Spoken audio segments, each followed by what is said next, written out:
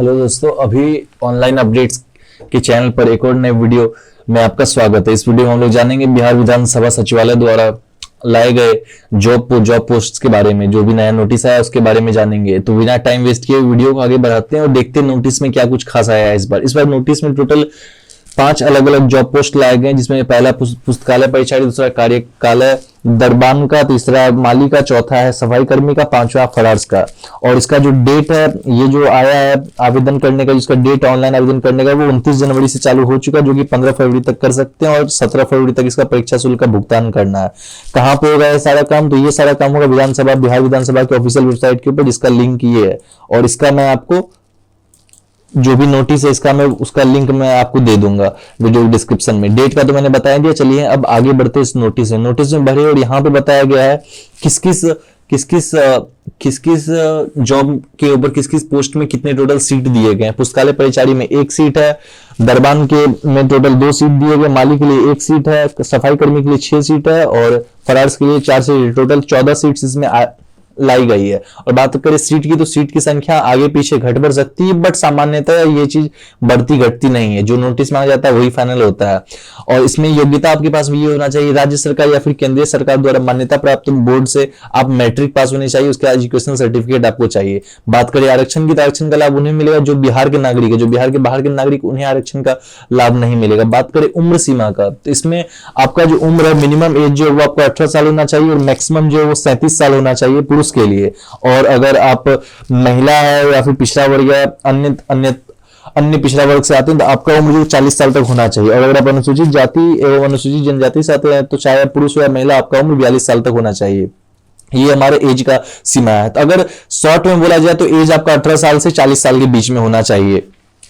उसके बाद में अगर बात करें परीक्षा की पद्धति, किस पैटर्न को, किस तरीके से होने वाली परीक्षा, किस तरीके से इसका परीक्षा शुल्क रहने वाला है, कहाँ पे किसको इसे अप्लाई करना है, उसके बारे में हम लोग बताते हैं। सबसे पहले यहाँ चलते हैं। नोटिस इसका बहुत बड़ा दिया गया। अगर मैं आपको पूरा पढ़ के सुनाऊं तो वीडियो बहुत लंबा होगा, इसलिए जो मेन चीज है जो आपके काम का वो मैं बता रहा हूँ। बाकी में नोटिस का लिंक मैं आपको डिस्क्रिप्शन दे दूंगा, आप वहां से पढ़ सकते हैं। तो बात करें परीक्षा शुल्क का, तो परीक्षा शुल्क आपको कुल 400 रुपए लगेंगे, जो कि यहाँ पे लिखा हुआ है। लेकिन एक खास बात ये है कि अगर आप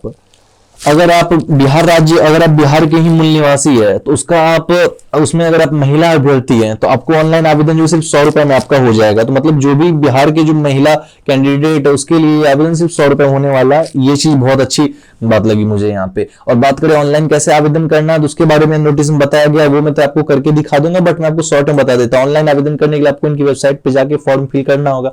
कैसे फिल करना है, क्या फिल करना है, वो मैं आपको इस वीडियो में आगे मैं बताऊंगा। फिर से यहाँ पे डेट का जिक्र किया गया जो मैंने आपको बता दिया है। फॉर्म का आखिरी डेट 15 फरवरी रहने वाला। कैसे ऑनलाइन अप्लाई करना है उसका लिंक मैं नीचे में दे दूंगा, वो हम लोग आगे यहाँ से कंटिन्यू करेंगे।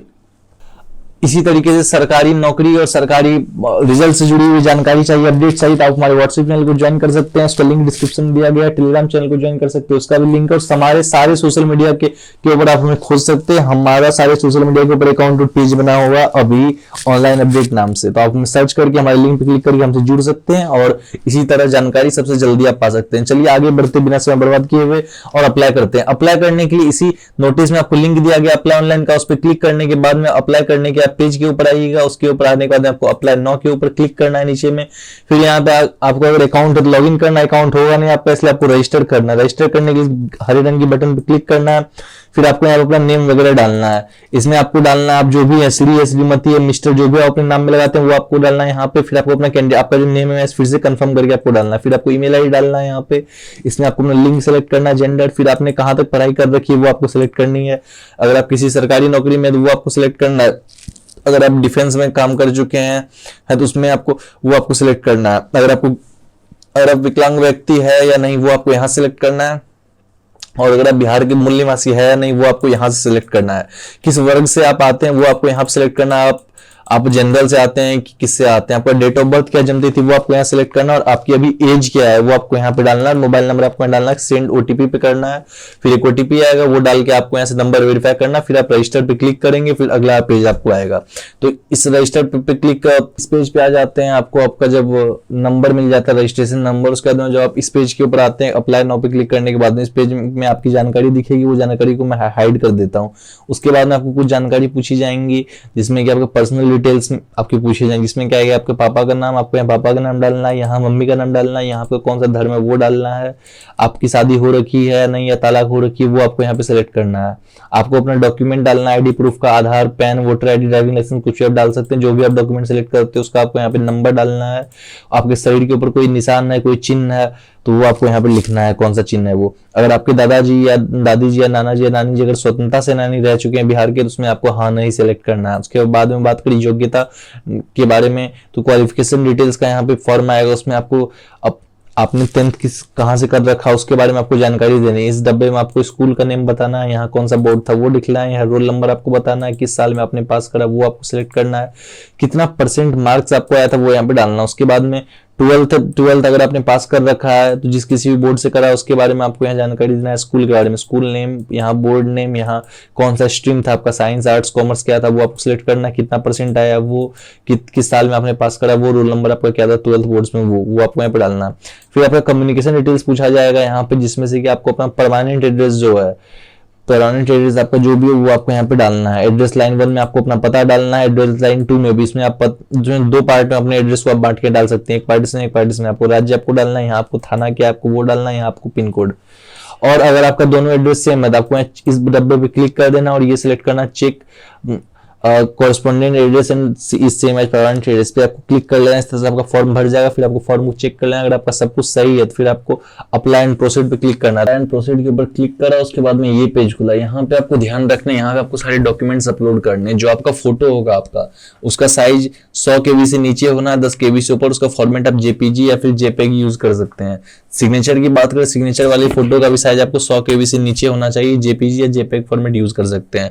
और इसमें आपने जिस भी क्लास का आपने पास कर रखा है, 10th का है, फिर अगर 12th पास कर रखा हो तो मैंने दोनों सिलेक्ट कर रखा था इसलिए मुझे दोनों का बोला जा रहा है यहाँ पे। उसका आपको जो भी मार्कशीट रहने वाला है उसका PDF फॉर्मेट में आपको यहाँ डालना है, जो कि 300 KB से नीचे होना चाहिए। अगर आपका कोई भी डॉक्यूमेंट का साइज ऊपर हो रहा है जितना बताया गया तो आप किसी भी टूल से आप छोटा कर सकते हैं।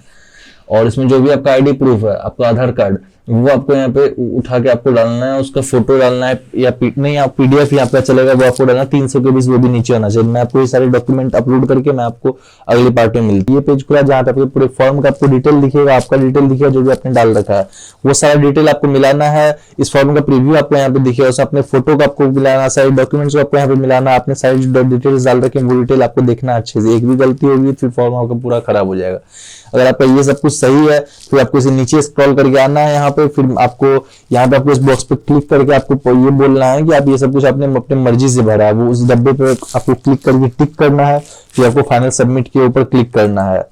फाइनल सबमिट के ऊपर क्लिक करने के बाद में आपको यहाँ बताया जाएगा कि आप कौन सा पोस्ट यहाँ पे भर सकते हैं। तो यहाँ पे आपको हमारा ये आया था हमारे नोटिस में, तो हम लोग इसे सिलेक्ट करके इसे कंटिन्यू करेंगे। अप्लाई एंड प्रोसीड के ऊपर क्लिक करेंगे, उसके बाद पेमेंट का पेज आएगा वो कर देंगे, उसके बाद आपका हो जाएगा। फिर आपका वहां पे एक रसीद आपका जनरेट हो जाएगा, वो डाउनलोड कर लेना है।